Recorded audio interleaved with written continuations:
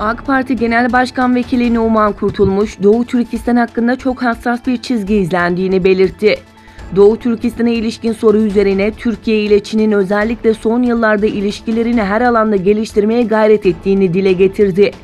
Kurtulmuş, Doğu Türkistan özerk bölgesinde yaşayan insanların durumlarının iyileştirilmesi için hemen hemen bütün müzakerelerde bunlar gündeme getiriliyor.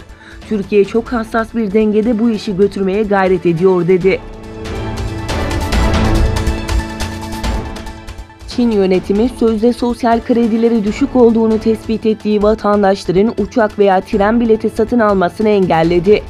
The Guardian'da yayınlanan haberde Çin Ulusal Kamu Kredi Bilgi Merkezi, Çin mahkemelerinin 2018 sonunda 17,5 milyon vatandaşın uçuşunu yasakladığını belirtti. Ayrıca itibarsız olarak nitelendirilen ve sosyal kredi suçları kapsamında kara listeye alınan 5,5 milyon kişinin tren bileti satın alması engellendi. Çinli yetkililer sistemin çalıştığına ve toplumsal düzeni sağladığına inansa da uluslararası kamuoyunda sosyal kredi sistemi devletin kitlesel gözetim mekanizmaları olarak görülüyor. Fransa'nın başkenti Paris'te Çin'in Doğu Türkistan'da Müslüman Uygur Türklerine uyguladığı zulüm kınandı. Diğer yandan Gebzeli genç iş adamları tarafından Çin'in Doğu Türkistan'a karşı yaşatılan insanlık dramını konu alan harika bir organizasyon hayata geçirildi. Programda Doğu Türkistan hakkındaki gerçekler anlatıldı. Fransa'da sarı yelekliler hükümetin politikalarını protesto etmek için 16. haftada yine sokaklarda.